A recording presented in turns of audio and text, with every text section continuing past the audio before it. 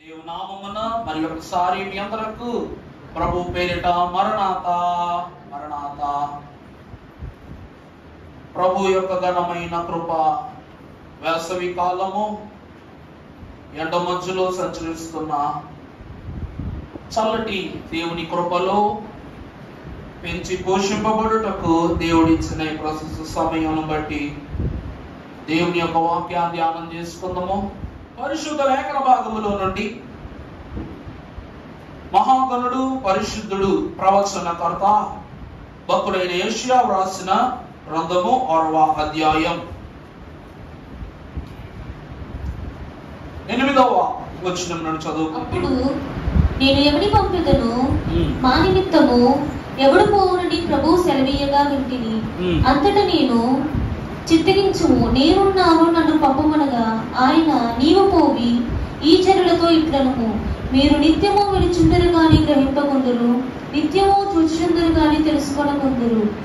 వారు కనులతో చూచి చెవులతో విని హృదయముతో గ్రహించి మనస్సు మార్చుకొని స్వస్థత పొందకపోవనట్లు ఈ జనుల హృదయము క్రొవ్వ చేసి వారి చెవులు మందపరిచి నా కనులు మోయించమని చెప్పెను, గ్రహింపకుందురు. చాలా నేను పోయదను, నన్ను పంపుము రమ్ము ఓ సంగమా.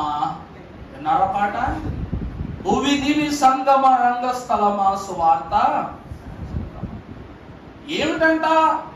యేసు క్రీస్తు ప్రభువు నన్ను పంపుము నేను వెళ్ళేదను అన్న మొరను భక్తుడైన యెషయా ప్రవచనములో తెలియజేస్తున్నారు. ప్రభు వారిది ఏ ప్రత్యక్షత? దేవుని వాక్యాన్ని బట్టి చూస్తే కొన్ని ప్రత్యక్షతలు మీకు తెలియజేస్తాం. మొదటిది రాసుకోండి, దర్శన ప్రత్యక్షత. ఇక రెండవది చూస్తే స్వర ప్రత్యక్షత, మూడవది స్వప్న ప్రత్యక్షత, నాలుగవది వాక్య ప్రత్యక్షత, ఐదవది వ్రాత ప్రత్యక్షత, ఇక ఆరవది ఊహ ప్రత్యక్షత, ఏడవది జ్ఞాన ప్రత్యక్షత. ఎన్ని ప్రత్యక్షతలు? 7. మొదటిగా దర్శన ప్రత్యక్షతను మనము చూస్తే ఎఫెసీయులకు రాసిన పత్రిక 3వ అధ్యాయము 3వ వచనం. అంతేనా? ఎట్లనగా క్రీస్తు మర్మము దేవదర్శనము వలన నాకు తెలియపరచబడిన దాని సంగతిని గురించి మునుపు సంక్షేపముగా రాసితిని. చాలండి. దేవుని యందు ప్రియబిడ్డలారా, మొదటిది దర్శన ప్రత్యక్షత. దేవుని యొక్క వాక్యం ద్వారా ఈ రోజు దేవుని వాక్యాన్ని బట్టి నా దర్శనాలు వస్తున్నాయన్న వాళ్ళు ఒకసారి చేతులెత్తండి. కారణం ఏంటంటే దర్శనాలలో రాకడ యొక్క ఫలాలు ఉంటాయి. దేవుని వాక్యములు మనము చూస్తే మొదటిది దర్శన ప్రత్యక్షత. ఇప్పుడు అంశపాఠంలో యెషయా గ్రంథము 6వ అధ్యాయం 10వ వచనంలో ఒకసారి చూడండి. సీరియస్ అయిపోతాను. ఏమిటండి? వారు కన్నులతో చూచి చెవులతో విని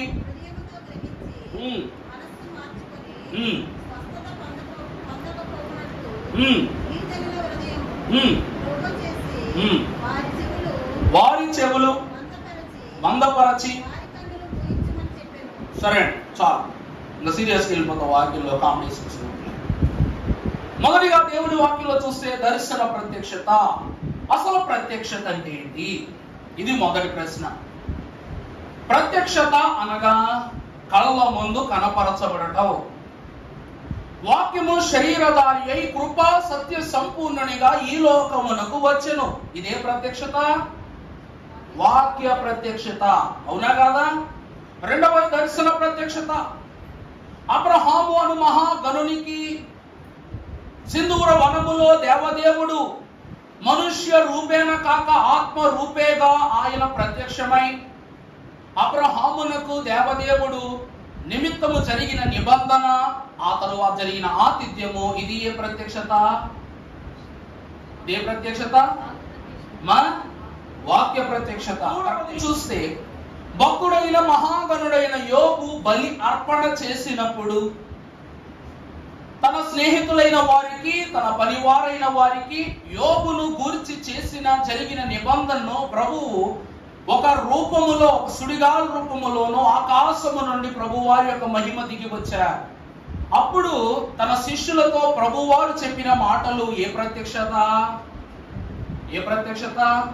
మహిమ ప్రత్యక్షత. దేవుని ప్రియబిడ్డలారా, ప్రత్యక్షతలు నేను మీకు ఏడే చెప్పా, కానీ దేవుడు ఒక రూపములో ఈ లోకాన ప్రత్యక్షత కాల. కానీ మనుషులకు 4 ప్రత్యక్షతలు అవసరమంట. ఈ 4 గురించే ఇది నాకు చెప్తాను. ఇవే రాకడకు అవసరం. అంశపాఠములో 10వ వచనం యెషయా గ్రంథంలో చూస్తే, మా కన్నులతో వారేమి చూచి ఉన్నారో, తర్వాత చెవులతో విని హృదయముతో గ్రహించి. చాలండి. మొదటిదేంటి? కన్నులతో చూచి. దేవునిని కన్నులతో చూచినది ఎవరు?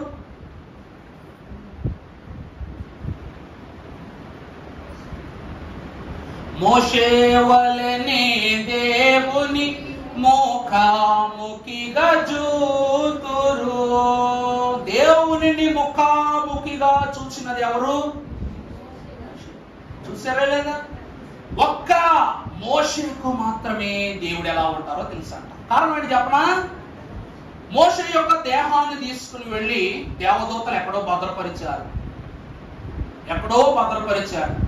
భక్తుడైన మోషే యొక్క దేహాన్ని దూతలైన వారు భద్రపరచటానికి కారణం ఏంటంటే, దేవునిని ముఖాముఖిగా చూసిన వారి యొక్క స్థితి దేవునిచే భద్రపరచబడే స్థితి.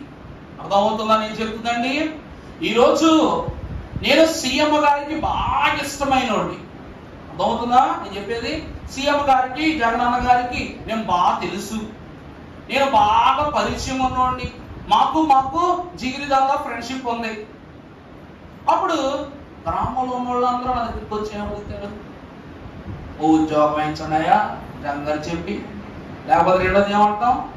అయ్యా ఆ జగన్ గారితో ఫోటో ఇప్పించండి అయ్యా అంటామా? అంటాంగా. దేవునిని ముఖాముఖిగా చూచిన భక్తుడైన మోషే పట్ల కూడా ఇశ్రాయేలు జనులకు కలిగిన ఆకాంక్ష అదే. కాబట్టి మోషే దేహమును ఏం చేశారంట? వారు స్వార్గితముగా మార్చుకుందాం అనుకున్నారంట. ఇప్పుడు గనుడైన భక్తుడైన ఎలీషా మరణించిన తరువాత, అతను చనిపోయిన తరువాత సంవత్సరానికి అతని శల్యము తగిలి బ్రతికిన సైనికుడు బయటికి వెళ్ళి ఏమని చెప్తాడు? నాకు శల్యం తగలగానే ప్రాణం తిరిగి వచ్చేసిందని చెప్తాడు. అప్పుడు ఇది తెలిసిన జనులు ఊరుకుంటారా? అందరూ వచ్చి ఎలీషా సమాధి దగ్గర ఏం చేస్తారు? క్యూ కడతారు.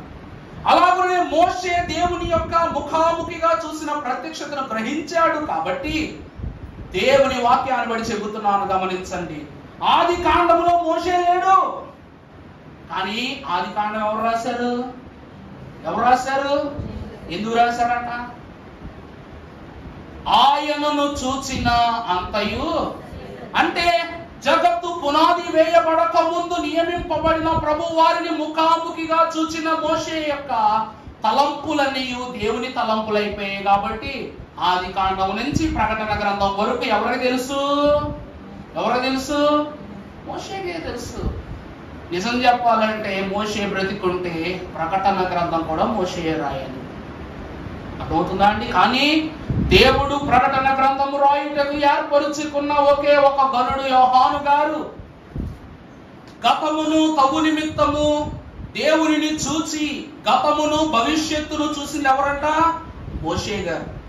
అందువలన ఈ భవిష్యత్తును ప్రపంచానికి పరిచయం చేస్తారేమోనన్న తలంపుతో ధర్మశాస్త్రముతోనే మోషే యొక్క తెరలను మూసిన దేవదేవుడు తన మృతదేహమును కూడా ఎవరికి ఇవ్వలేదు?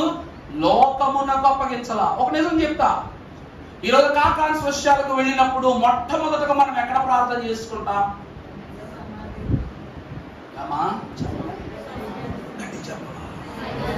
అయ్యగారి సమాధానం ప్రార్థన చేసి ఎందుకు చేసుకుంటున్నాం? కారణం ఏంటంట? కారణం ఏంటి చెప్పండి? ధన్యుడు దేవమానవుడైన ఆయన ధరణి జనులందరికన్నా అన్యుడు ఎంతటి వాడైనా ఆయనకి ఎప్పుడు ఎన్నటికి సాటి రాలేదు కనుక ఆ ధన్యుడు బ్రతికున్న ధన్యుడే, మరణించిన ధన్యుడే. ఆయనను దర్శించుకున్నప్పుడు శాలలో ఉన్న మహిమ అనుభవం అంతా మనలోకి వచ్చేస్తుందంట. వస్తారా? దేవదాసయ్య గారు అన్నారంట, నేను చనిపోయాక అబ్బాయి నా దేహాన్ని కాల్చేసేయండి అన్నారట. ఏమన్నారండి? దేవసాయి గారు అన్నారు. అంటే నా సమాధి బట్టి విశ్వాసులు ఏం చేస్తారు? అతిశయపడిపోతారు అన్నారు. ఈరోజు అతిశయపడుతున్నామా పడట్లేదా? అతిశయపడుతున్నాం. భక్తుడైన గరుడైన మోషే దేవుని ముఖాముఖిగా చూసి దేవుని ప్రత్యక్షతను సంపాదించుకున్న ఏకనరుడు. కానీ ఆదాము మహాభక్తుడు పోలిక మాత్రమే గాని ఆయన ముఖ ప్రకాశమును పొందుకున్న గనుడే ఎవరంట? భక్తుడైన మోషే గారు. అందుకే ఆయనలో సమస్తమును చదివేసిన మోషే గారు ధర్మశాస్త్రముతో పాటు దైవిక భవిష్యత్తును కూడా ఈ లోకానికి అందిస్తారన్న తలంపుతో దేవదేవుడు తన మరణాన్ని, ఆ మరణము తరువాత చూసారా మోషే ఎంతకాలమైనా బ్రతకగలిగే సమర్థుడు. ఇశ్రాయేలీల యొక్క ఆయుష్కాలము లెక్కగడి చూస్తే 500కు తక్కువ బ్రతికేంత బలహీనులు కాదు. ఎంత హింసించినా 400 ఏళ్ళు మిక్కిలి ప్రబలిరి గాని వారు ఏమయ్యారంట? చిన్నభిన్నము చేయబడ్డ. కానీ ఏ శ్రమ అనుభవించని మోషే 40 ఏళ్ళు యుద్ధశూరునిగా, 40 ఏళ్ళు కాపరిగా, 40 ఏళ్ళు సువార్థికునిగా పనిచేసి తన యొక్క అడుగు కడముట్టించి ఎందుకు మరణించాడు అంటే ప్రభువులో సమస్తమును చదివినటువంటి వారు ప్రభు అనుమతి లేకుండా నోరు వెప్పలేరు. అవును, నోరు వెప్పలేరు. అందుకే ప్రభు ఏం చేశారంట? మోషే యొక్క దేహమును ఆత్మను ఆయన గుప్పిట బిగించారట. అందుకే దేవుని ప్రియమిత్రులారా, రాబో 2వ రాకడ తరువాత 7 ఏళ్ల శ్రమల కాలంలో 2 మహాభక్తులు భూమి మీదకి వస్తారు. వచ్చి ఏం చేస్తారంట? సువార్త చెప్తారంట. ఎందుకంటే మోషే అప్పుడు చెప్పాలనుకున్న సువార్త ఎప్పుడు చెప్తాడు? 7 ఏళ్ల శ్రమల కాలంలో చెప్తాడా చెప్పడా? అది మొదటిది ఏ ప్రత్యక్షత అనగా దైవిక ప్రత్యక్షత. ఇదే విశ్వాసికి ముఖాముఖిగా కలిగే అనుభవం. 2వ రాకడ జరిగినప్పుడు దేవదేవుని మహిమలో చేరి ఏకీభవించిన విశ్వాసి మధ్యాకాశము మీద ఉన్న ప్రభువుని ఎలా చూస్తాం? ముఖాముఖిగా చూస్తాం. ఇది మోషే వారి అనుభవం, వధువు సంఘము యొక్క అనుభవం. దేవుని యొక్క వాక్యం ద్వారా ఆ తరువాత అంశపాఠంలో చూస్తే కన్నులతో మనము దేనిని చూచితిమో. దేవుని యందు ప్రియబిడ్డలారా, సింధూర వనములో ప్రత్యక్షమైన ఆత్మస్వరూపియగు దేవదేవుని ఆతిథ్యం ఇచ్చిన అబ్రహాం అంట ఆత్మరూపిగా వచ్చిన ప్రభు నా ఆహారం ఎలా తింటాడు, నా ఆతిథ్యం ఎలా పుచ్చుకుంటారు? ఈరోజు నేను మీ ఇంటికి వచ్చా, భోజనం చెప్పారు అనుకుందాం. మీ ఇంటికి రాగానే మొట్టమొదట నేను చేసే పని ఏంటి? మీరు చెప్పే పని ఏంటి? కాళ్ళు చేతులు కడుక్కోవడం. కడుక్కున్న తర్వాత లోపలికి వస్తాం. తర్వాత కంచం ఇస్తారు, భోజనం పెడతారు, భోజనం చేస్తాం. ప్రారంభము చేసి ముగింపు చేసేంత వరకు ప్రతి వస్తువు, ప్రతి పదార్థము దగ్గర వడ్డించడానికి ఒకరిని నా ప్రక్కన వచ్చి వెళ్ళరా? ఇక్కడ ఆ మహిమ అబ్రహామునకు మాత్రమే కలగాలన్న సదుద్దేశముతో దేవదేవుడు అబ్రహాము గుడారము యొద్దకు రాగానే అబ్రహాము దేవునికి నీళ్ళు ఇచ్చారంట. ఏమన్నారంట? నీళ్ళు ఇచ్చారంట. సర్వ సృష్టికి జీవజలములనిచ్చు ప్రభువునకు శుద్ధి చేసుకొనమని నీరిచ్చిన మొదటి కనుడు ఎవరు? అబ్రహాము గారే. ఆతిథ్యములో మొదటి దశ. దేవుడి వాక్యములో చూస్తే దేవుడు నిర్మించిన బలిపీఠములో ఒక ప్రక్క శుభ్రము చేసుకోవడానికి ఏముంది? గంగాళం ఉన్నట్లుగా చూస్తున్నాం. దేవుని యొద్దకు విశ్వాసి వచ్చినప్పుడు శుద్ధి చేసుకుని లోపల రావాలి. అవునా? యాజకుడు అధిరోహించినప్పుడు శుద్ధి కలిగి అధిరోహించాలి. అలాగే దేవుడు విశ్వాసి యొద్దకు వచ్చినప్పుడు కూడా కొన్ని శుద్ధులను పాటించేవారట. అందుకే మగ్దలేని మరియ కూడా ప్రభువారి పాదాలకు ఏం చేసింది? శుద్ధి చేసి విలువైన జటామాంసి అత్తరును పూసింది. అలాగే అబ్రహామునకు దేవదేవుడు ప్రత్యక్షమైన అబ్రహాం ఆతిథ్యములో దేవునికి ముందు నీరిచ్చారంట, తర్వాత గుడారముల ఆతిథ్యం ఇచ్చారట. ప్రతి పదార్థము అబ్రహాము గారు స్వయంగా వడ్డించారంట. ఇది ఏ ప్రత్యక్షత అనగా దర్శన ప్రత్యక్షత. ఇదే ప్రత్యక్షత అండి, దర్శన. అంటే ఈరోజు ఒకరి ఒంట్లో బాగలేదు, నేను వారిని ఏం చేయాలి? దర్శించాలి. ఇక రెండవదిగా చూస్తే ఒక గృహంలో శుభకార్యం జరుగుతుంటే యాజకుడు ఏం చేయాలి? దర్శించాలి. ఒకరికి నేను ఏదైనా వస్తువు ఇవ్వాలి, ఏం చేయాలి? దర్శించాలా వద్దా? ఈ దినమున అబ్రహాము ఆతిథ్యము కొరకు ప్రభువును పిలవలేదు. ఆ మాట అర్థమవుతుందా అండి? అబ్రహామే అన్ని సిద్ధం చేసి, దేవా ఈరోజు నువ్వు మా ఇంట్లో విందు చేయాలని అబ్రహాం పిలిచారా? పిలవలా. ఇది ప్రభువు యొక్క సంకల్పము గనుక ప్రభు వారికి సంతానము అనే ఒక అంతస్తును ఇవ్వటానికి ప్రభువు వారిని దర్శించటానికి వచ్చారు. కాబట్టి ప్రభువారు సంతానాన్ని ఎవరికిచ్చారు? ఈ దంపతులకు ఇచ్చినప్పుడు దానికి ప్రతిగా ప్రభు వారికి ఆతిథ్యాన్ని ఇచ్చారు. ఇదేమిటంట? ప్రభువు మేలులను ఇచ్చుట నిమిత్తము అబ్రహాము గృహమును దర్శించెను. మొదటిది ఏ ప్రత్యక్షత? దైవిక ప్రత్యక్షత. రెండవది ఏ ప్రత్యక్షత? మొదటిది ఏంటండి? దర్శించిన ప్రత్యక్షత. నిజం చెప్పాలంటే ఇది ముందు అది వెనకాల. ముందు అబ్రహాం గారు, తర్వాతే మోషే. కానీ దేవుని ముందు తీసుకొచ్చాం కాబట్టి దర్శన ప్రత్యక్షత అబ్రహామునకు జరిగినది, దర్శించిన ప్రత్యక్షత మోషే గారికి జరిగింది. ఇక మూడవది చూసినట్లయితే మెనే మెనే టెకేలు బార్సిస్ అనేటువంటి మాట అంటే ఏంటండి? అమ్మా, నీ పాపములను నేనేం చేశా? కోపం వేశా.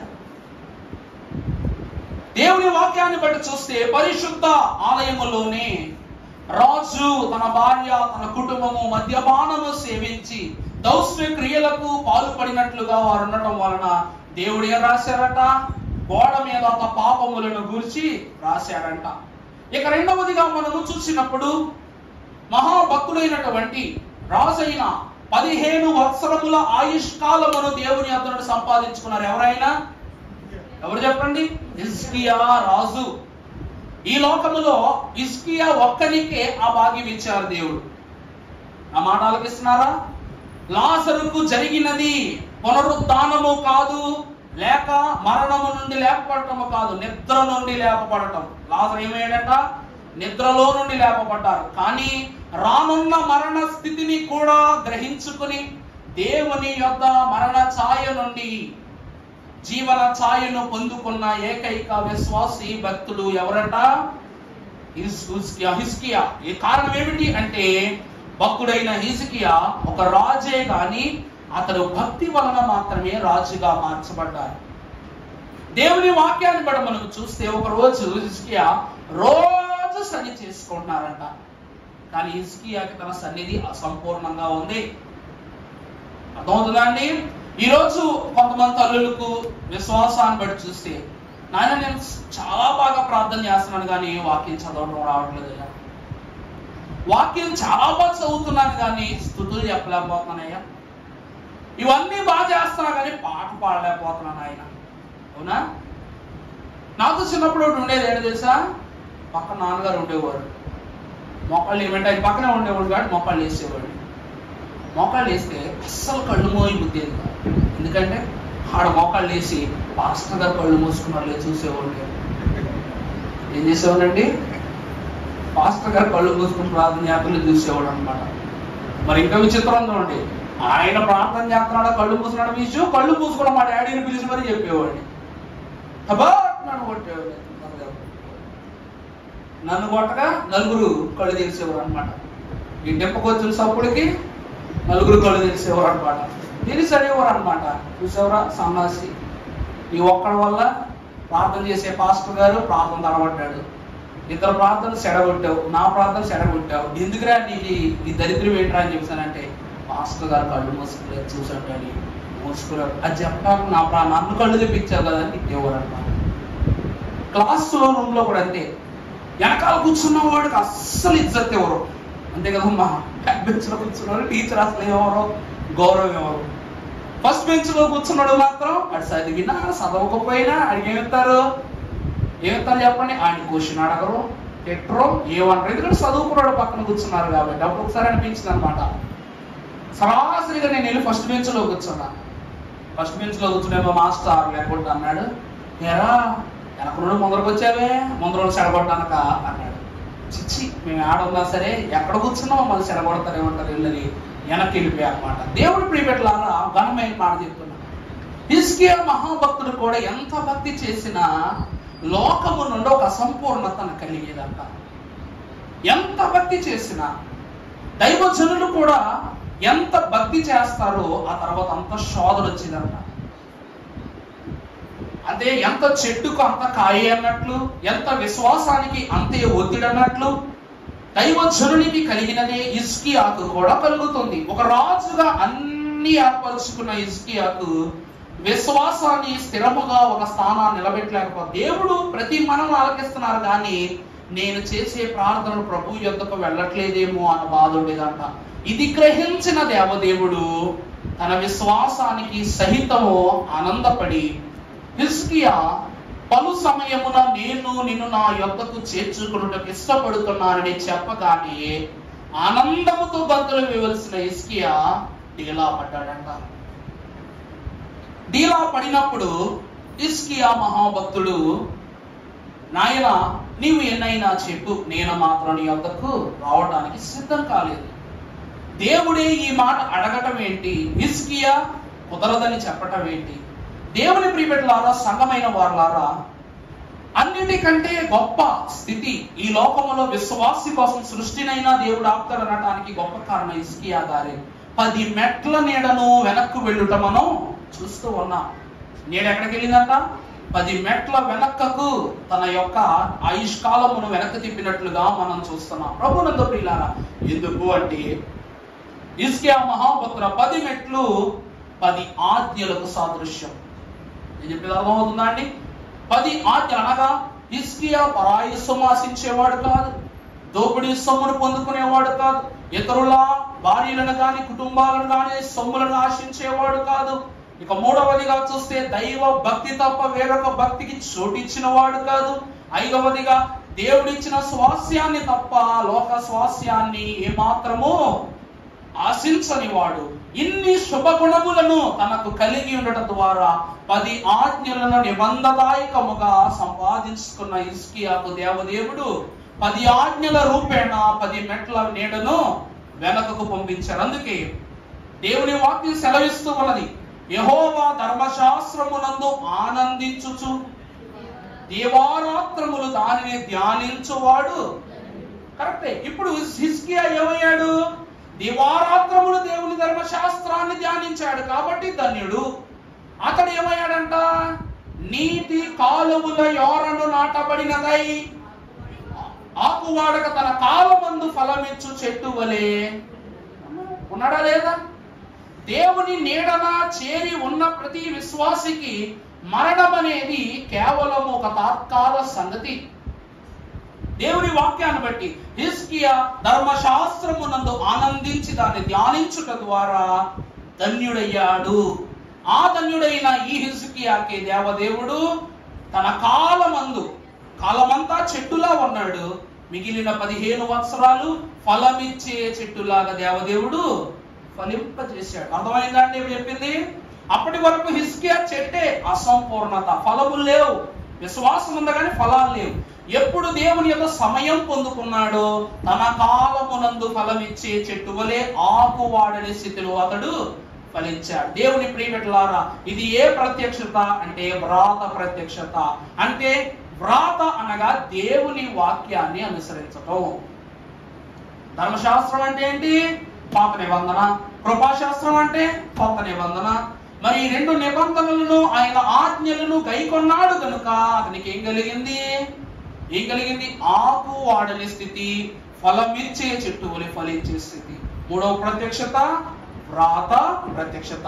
ఇక 4వ చూస్తే స్వప్న ప్రత్యక్షత. అనగా మహాభక్తుడు కలల మహారాజు యోసేపు గారు అన్నమాట. ఎప్పుడు అనుకునేవాడంట, ఆ కళ వస్తుంది కానీ చెప్తే ఏమొస్తుంది? కళ ఎవరికేం చెప్తే ఏమొస్తుంది? మొన్న నేను కింద పడుకున్నానండి, రోజు కింద పడుకుంటాను కాబట్టి ఎప్పుడు తల్లిని పెట్టుకునేవాడు కదా. ఈ మధ్య తల్లిని అలవాటు చేసుకున్నా. పులిపేట మీద పడుకునేవాడు కానీ తల్లిని అలవాటు చేసుకున్నా. పులిపేట మీద పడుకుంటే చెప్తే మీరు నమ్మరు. మొన్న ఒక యాడ్ చూశాను, కింగ్ కాంగ్ యాడ్ చూశాను అనమాట. అందులో ఆ గొరిల్లా ఎక్కడ పడుకుంటుందంటే 3 భవనాలు సమానంగా ఉంటాయి. ఒక భవనం ఎత్తుగా ఉంటుంది అనమాట. ఆ భవనం మీద తల పెట్టుకుని మిగిలిన భవనాల మీద దాని బాడీ పెట్టుకుని పడుకుంటుంది, బిల్డింగుల మీద. నాకు ఎట్లా ఉండేదంటే ఇక్కడ పడుకుంటూ అలాగే ఉండేది అనమాట. తల ఏమో పెద్ద భవనం మీద పెట్టుకున్నట్టు, శరీరం ఏమో చిన్న చిన్న భవనాల మీద పెట్టుకుని పడుకునే ఫీలింగ్ ఉండేది. ఎప్పుడైతే అక్కడ తలదిండేసి పడుకున్నానో ఆ బిల్డింగ్ల మీద కింద పడిపోయాను దొల్లుకుంటా. ఏమేనండి, పడుకున్నది నేల మీదే, కానీ ఈ తల ఇలా దొరలటం వలన ఏదో పెద్ద భవనం వేసి కిందకు దొల్లుకుంటూ పడిపోయిన ఫీలింగ్ వచ్చింది. దేవుని వాక్యాన్ని బట్టి చెప్తున్నా, యోసేపు అంట కళ చెప్పిన ప్రతిసారి దొల్లుకుంటూ పడిపోయాడంట. ఎందుకు అంటే కళలు ఎవ్వరికి చెప్పకూడదు. అబ్దుల్ కలాం గారు చాలా మంచోరు, కళలు కనండి అన్నారు, కానీ కళలు చెప్పండి అని మాత్రం చెప్పలేదు. ఎందుకంటే చెప్తే చివట్లే మిగులుతాయి.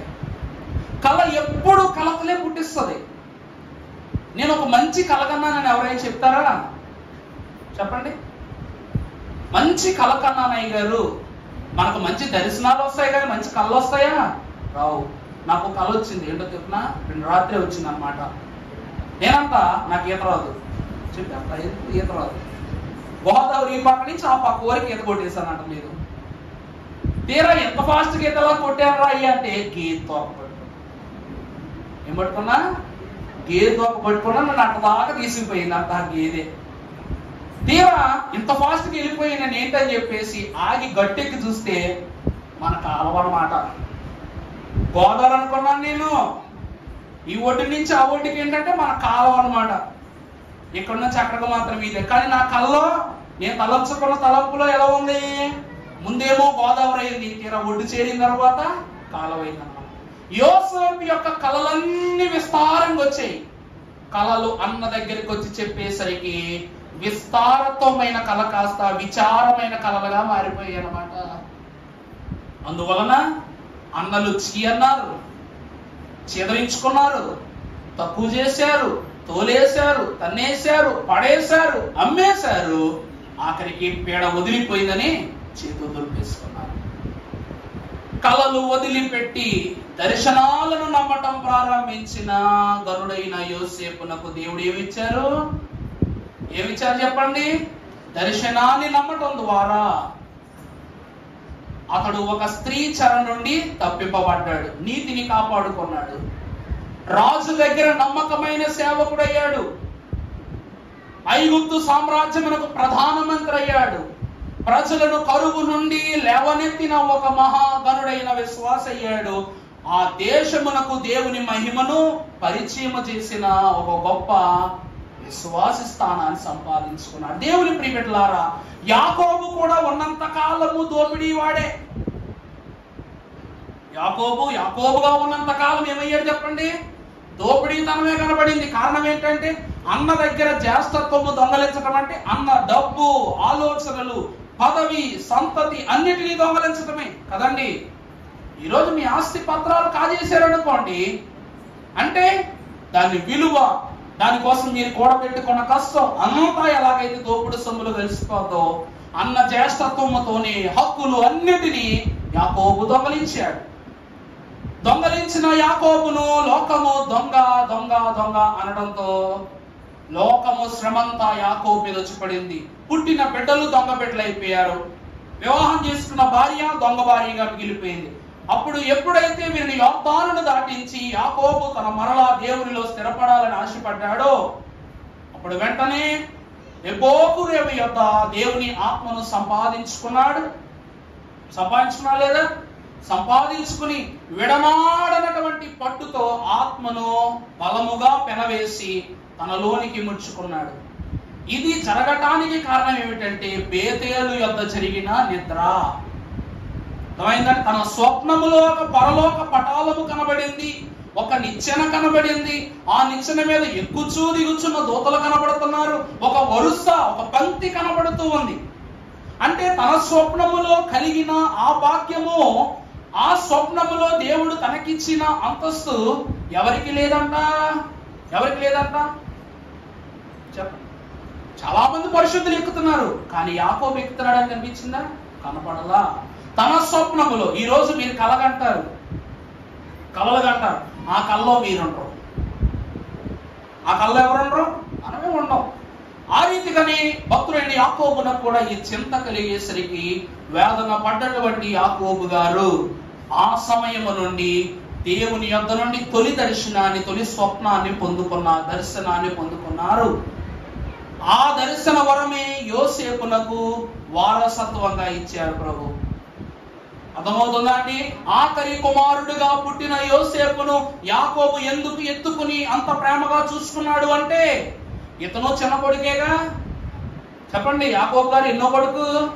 రెండవ బిడ్డ, చిన్నోడు. ఈ చిన్నోడిని చిన్న చూపు చూశారు. ఎంత ఆశీర్వాదం పొందుకున్నా దొంగన్నారు, చిన్న చూపు చూశారు.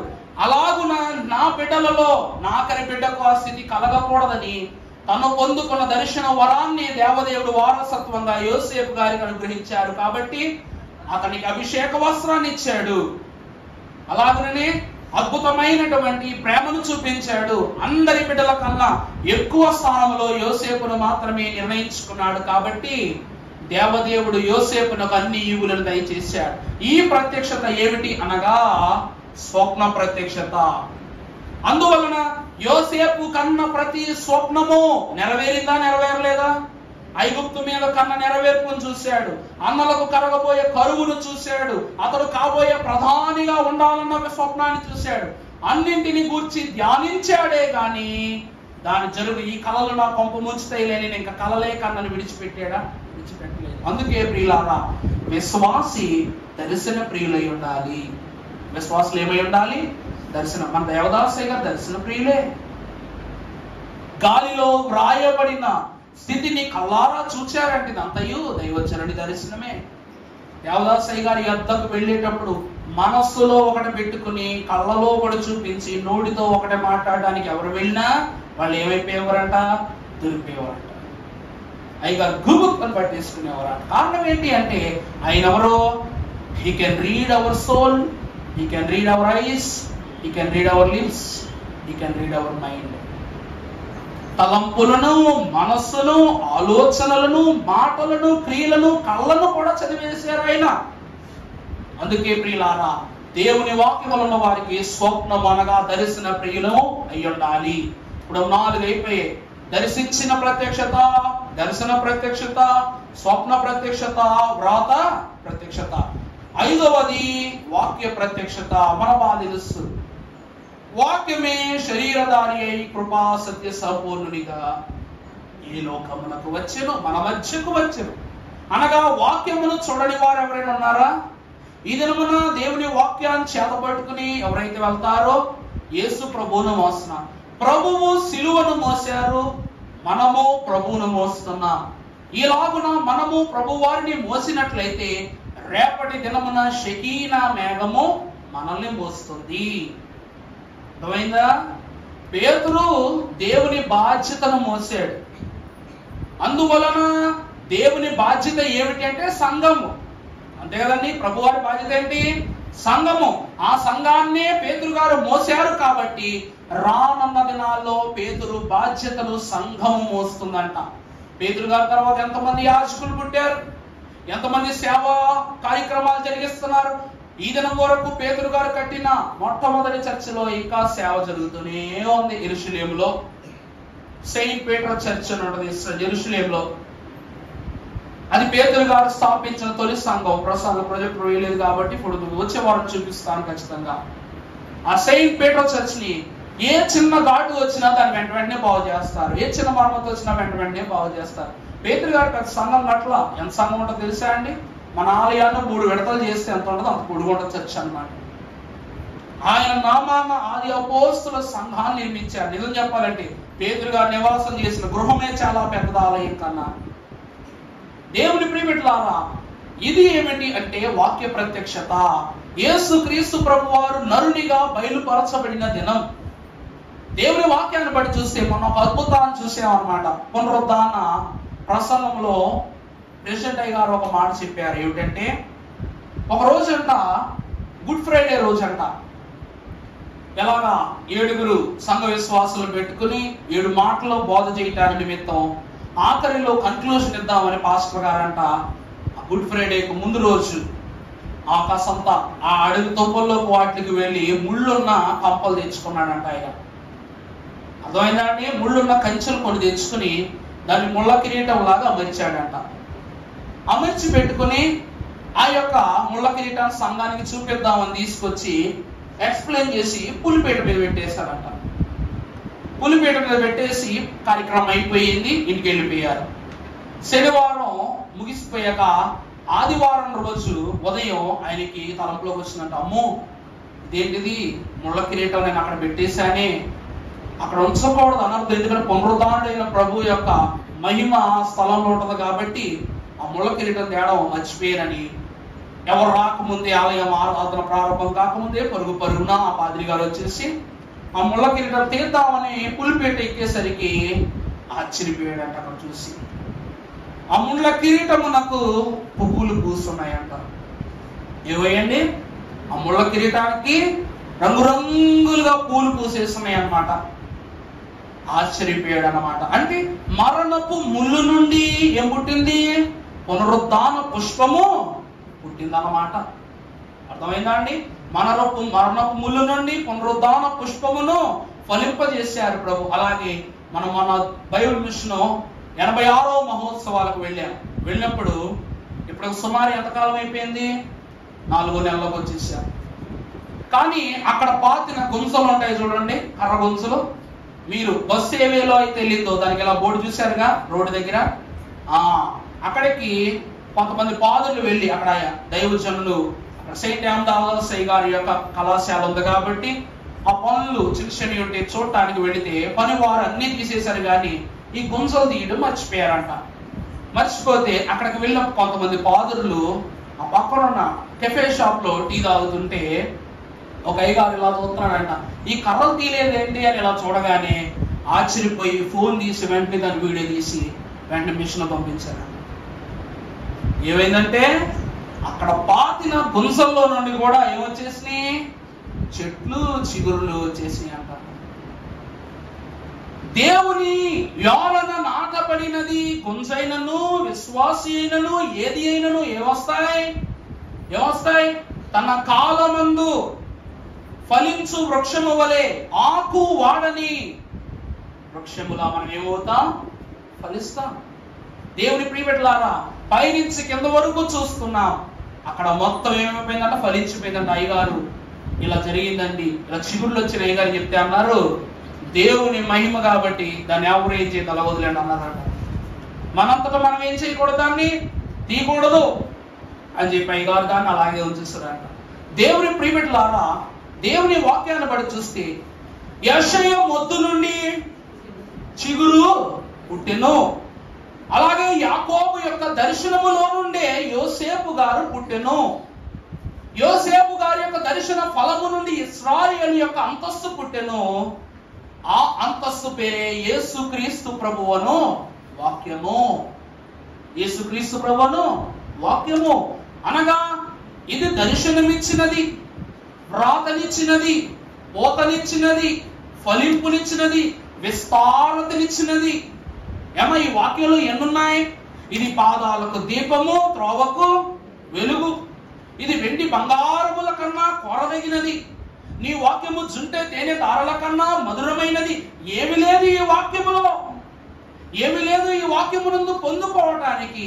అందుకే 66 పుస్తకాలలో తన మహిమనంతా వ్రాతపూర్వకముగా ఇచ్చేశారు పరిశుద్ధుడగు యేసుక్రీస్తు ప్రభువారు. ఆయన 4 సువార్తలలో చెప్పబడ్డారే గాని 66 పుస్తకాలు ఆ 4 సువార్తికుని యొక్క మహిమను గూర్చే వర్ణిస్తూ ఉన్నాయి. ఇది వ్రాత ప్రత్యక్షత. ఇక ఊహా ప్రత్యక్షత. ఈ రోజు వధువు సంగమంతా ఊహలే. ఊహలోని పాపములను ఒప్పుకొనుము. ఈ రోజు నీ ఊహలో ఏమున్నాయి? నీ పాపము నీ ఊహలో ప్రత్యక్షమవుతుంది కాబట్టి నీ దేవుడు నీ హృదయములో ఏం కావటం లేదు? చెప్పండి, ప్రత్యక్షం కావట్లా. మరి ప్రత్యక్షం కావాలంటే నువ్వేం చేయాలి? ఏకాంత స్థలము కోరుకోవాలి. ఎందుకంట? ఈ ఊహలోని పాపములను ఒప్పుకొనుటకు, చెప్పుకొనుటకు, విడిచిపెట్టుటకు, వివిధేయమైన ధన్యతలను ప్రభువు యొద్ద నుండి సంపాదించుకున్నటకు. అందుకే ప్రియులార దైవజనులు అన్నారు, తలంపులో పాపం ఉండకూడదు, మాటలో పాపం ఉండకూడదు, క్రియలో పాపం ఉండకూడదు. ఇవేమీ నీలో ఉండకూడదు. అంటే ఊహలో కూడా ఏముండకూడదు? ఆ ఒక్క పాపాన్ని జయిస్తే మిగిలిన పాపాలు ఏమి నీ వద్దకు రావు. ఇదే ఊహ ప్రత్యక్షత. ఇక ఒకటి ఆఖరిది ఏమిటంటే 7వది ఏమిటి అనగా రాకడ ప్రత్యక్షత, వరుని ప్రత్యక్షత. ఈ ఊహ అనేటువంటి పాపాన్ని విడిచిపెడితే ఊహలో తేలియాడే నువ్వు, ఊహలలో తేలియాడుతున్న నువ్వు దేవుని యొక్క రాకడ మేఘము మీద తేలియాడే భాగ్యాన్ని తండ్రి నీకు దయచేస్తారు.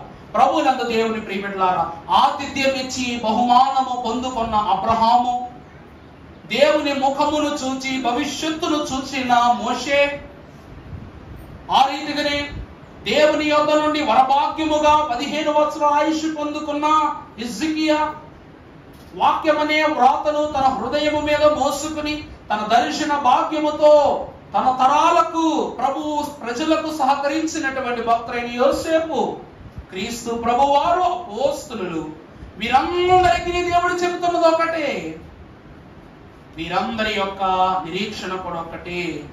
నిరీక్షణలోనే రక్షణ ఉంది. నిరీక్షణలో ఏముందండి?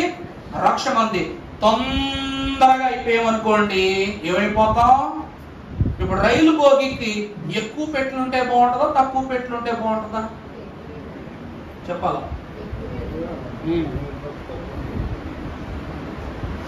మేము తోటకెళ్ళి దిక్కుంటాం, చీ ఈ పాస్ట్ ప్యాసింజర్ పాస్ కావా, 4 మాకు ఏకంగా 12 పెట్లు ఇచ్చేవాడు అప్పట్లో.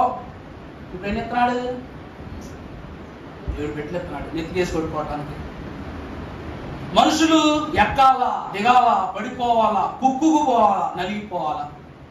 ఇక్కడ బయలుదేరేటప్పుడు పెళ్లి కూతురులా రెడీ అయ్యేవాళ్ళు, అక్కడ దిగేటప్పటికి అయ్యి బాబోయ్ ఒక మంచి బాత్రూమ్ దొరికితే బాగుండు, మళ్ళా స్నానం చేసి పౌడర్ కొడుకులు పోదాం అన్నట్లుగా ధైర్యం. అందువలన ఉదయకాలమే 3:30 బండి ఉంటుంది, ఒంగోలు బండి ఉంటుంది, దాన్ని పరిగెడతాం. అది కుదరకపోతే డబ్బు ఖర్చు అయినా పర్వాలేదు, బస్సుకి వెళ్ళిపోతాం, ఎవరి సీట్లలో కూర్చొచ్చాను. ప్రభునందు ప్రియులారా, ఎక్కువ పెట్టెలు ఉండడం ద్వారా మనకు రైలు చూస్తే ఏం కలుగుద్ది? చిన్నప్పుడు అనుకునేవాళ్ళం అన్నమాట, చిన్నపిల్లగా ఉన్నప్పుడు నాకు అనిపించింది, ఇంత మొక్క పెట్టి అన్ని పెట్టెలను ఎలా లాగేసేది అని మా డాడీని అడిగితే, మా డాడీ అనేవారు అనమాట, ఈ పెట్టెలన్నింటికి బుర్రలు లేవురా, అతను ఒక్కదానికి బుర్ర ఉంది కాబట్టి ఆ బుర్ర వెనక ఈ గొర్రెలన్నీ వెళ్తాయి అనేవారు మా డాడీ. అర్థమైందండి? ఈ పెట్టెలన్నింటికి ఏం లేవంట, బుర్రలు లేవురా, దాని ఒక్కదానికి బుర్ర ఉంది కాబట్టి దాని వెనకాల వెళ్తే మనం అందరం సేవ్ అయిపోతామని ఈ పెట్టెలన్నీ ఆ బుర్ర దాని వెనక వెళ్ళిపోయేవాట. దేవుని ప్రియబిడ్డలారా, నిజమే, యేసు క్రీస్తు ప్రభువును జ్ఞానవంతుడు, యేసు క్రీస్తు ప్రభువును జ్ఞాన సంపూర్ణుడు, యేసు క్రీస్తును రక్షకుని వెంబడిస్తేనే మనం ఏమవుతాం? చేరాల్సిన గమ్యం చేరతాం. నిజంగానే వెనకాల పెట్టెలకు బుర్రలేదు. కారణం ఏంటంటే పట్టా మీద నడిపించేదే ఇంజిన్. పట్టా తప్పకుండా దాని వేగం ఎంతో, వేగం తగ్గించడం ఎంతో తెలిసేది దీనికి. దీనిని అనుసరిస్తేనే పట్టా తప్పదు, ప్రమాదం జరగదు. అలాగే క్రీస్తు వారు జ్ఞానవంతుని, సౌమ్యవంతుని, రక్షణవంతుని, మహోన్నతుడకు ప్రభువును వెంబడిస్తేనే మనం ఏమవుతాం చెప్పండి? చేరవలసిన గమ్యాన్ని తగు సమయానికి చేరిపోతాం. అందుకే ప్రియ విశ్వాసులారా, రైలుకు ఎన్ని పెట్లున్నా ఇంజిన్ మాత్రం ఒకటే.